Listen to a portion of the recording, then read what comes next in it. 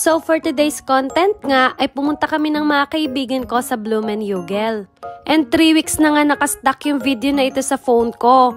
Pero gusto ko pa din siyang i-upload dahil gusto ko ipakita sa inyo kung gaano kaganda yung pinuntahan namin guys. So ang Blumenhügel nga guys, or Blumenooka in Japanese, ay isang German townscape-inspired agriculture park na matatagpuan sa Shiga Prefecture, kung saan maaari mong ma-enjoy ang iba't ibang uri ng mga bulaklak like tulips, cherry blossoms, sunflower, at cosmos. And yung park na ito ay meron din silang iba't ibang klase ng atraksyon, kabilang na dito ang iilang animals at iba't ibang klase ng activities. So guys, tara, samahan nyo kami at ipapasyal namin kayo hindi lang sa Japan, kundi sa Germany.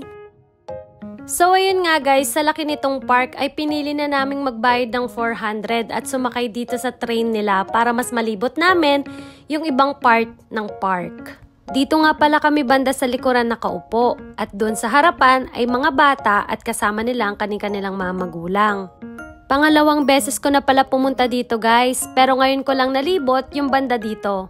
And sakto lang din talaga yung pagpunta namin dito guys, kasi napaka-refreshing ng hangin, hindi siya ganun kainit, hindi rin siya ganun kalamig, kaya sakto lang.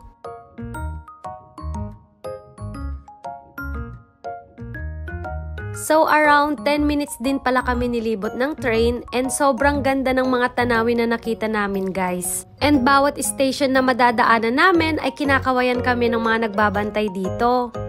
So after nga namin mag-train, ay bumaba na din kami para maghanap ng iba pang masasakyan. So nakita nga namin dito yung Alps Gym at gusto sana namin itry, kaso hindi aari sa OOTD namin, baka sumabit yung mga dress namin dito guys. So nakapag-decide kami, nasasakay na lang daw kami dito sa Forest Liner. So hindi naman talaga halata na excited ako na sasakay dito kasi may nalalaman pa akong patalon-talon. May ilang requirements din pala dito guys para makasakay ka. Like 150 kilograms lang yung limit nila dito guys. At bago ka nga makasakay dito ay kailangan mo rin mag-fill up ng personal information like name, address, and contact number. After nga namin mag-fill up, ay dumiretso na rin kami dito sa bayaran. Yung entrance fee pala guys is 2,000, 2 tao na yung makakasakay. After nga namin magbayad, ay dumiretso na kami dito sa locker para ibaba namin yung mga gamit namin.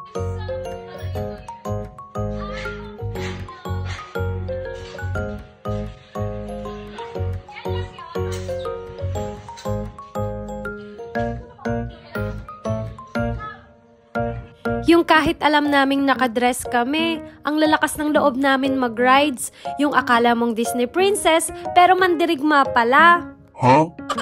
Hi!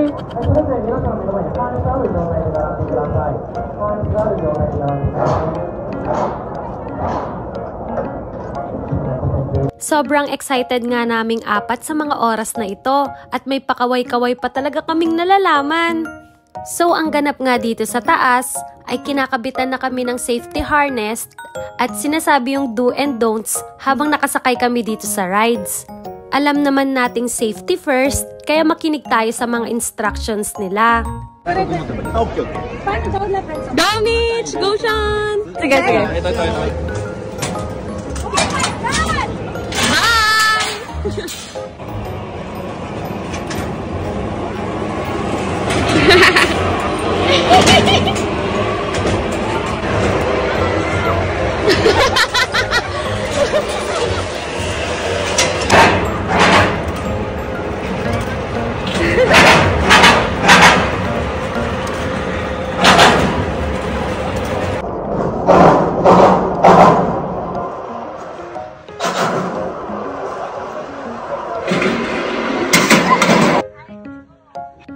So ayun nga guys, habang nasa itaas kami, akala mo nakakatakot.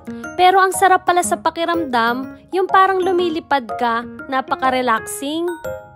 Ganda.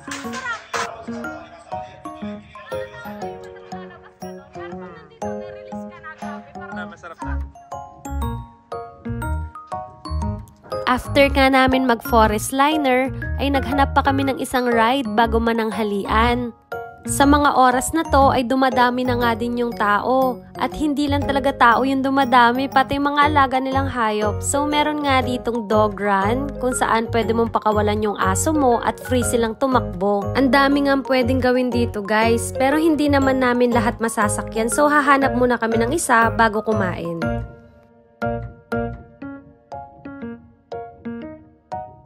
So may nakita nga akong 4x4 dito. Alam mo yun, gusto talaga naming sakyan to.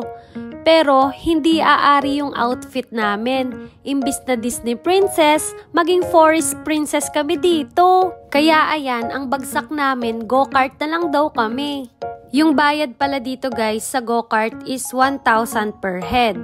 Partner nga kami ni Sean at sabi niya ako daw yung mag-drive para makapag-practice daw ako. Hindi niya alam pag ako yung pinag-drive niya, baka kung san-san kami makapunta.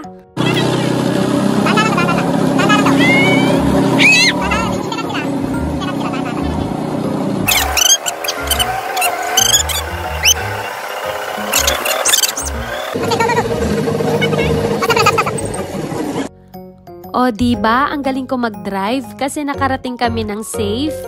After nga namin mag-go-kart, ay naghanap na rin kami ng makakainan. Pero may nadaanan nga kami ditong dilaw na bahay, kakulay ng damit ni Miles. And syempre, hindi mawawala yung picture-picture. So nabanggit ko nga kanina na may ilang atraksyon na kabilang dito is yung mga hayop. Meron nga ditong sheep, and meron din silang mga big chicken. Hindi ko lang alam kung ano yung eksaktong tawag dito. And may nakita nga ako ditong kambing, wala siyang mga mata. May instruction nga dito na bawal silang pakainin na galing sa labas. So kailangan manggaling yung pagkain nila dito sa loob. Hala guys, may kangaroo din pala dito. Pwede rin palang pumasok sa loob guys kasi hindi naman nananakit yung kangaroo. Akala ko naman sa likod ng bahay lang namin yung may kambing, meron din pala dito. Ang cute nga ng mga kambing na ito.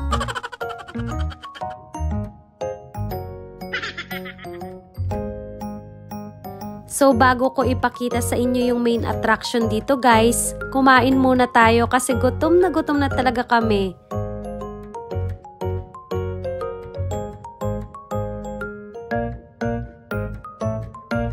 At finally, nakahanap na rin kami ng kakainan namin. Si Ate Bulak nga at si Bro yung nagturo ng kainan na to. Kasi masarap nga daw dito. Tapos ito. So, kwentuhan lang kami ng kaonte at dumating na nga yung pagkain namin. Grabe guys, masarap nga yung pagkain at well recommended. After nga namin kumain, so ito na talaga. So andito na nga tayo guys sa pinaka main attraction dito sa Blumenjugend. Ito nga yung thousands of tulips na nakatanim dito. And during mid of April and first week of May, yun nga yung pinaka full bloom ng tulips. Habang naglalakad nga ako dito, naiisip ko lang, hindi pa rin ako makapaniwala na nakakapunta ako sa ganitong klaseng lugar. And syempre, sobrang saya din guys kasi tulips talaga yung pinaka-favorite kong flower.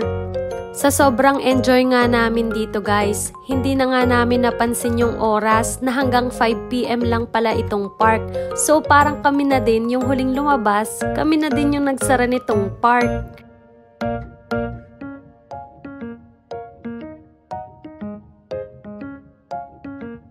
So hanggang dito na lang guys. See you sa next vlog ko. Thank you pala sa mga nanood and don't forget to heart and follow. Bye-bye!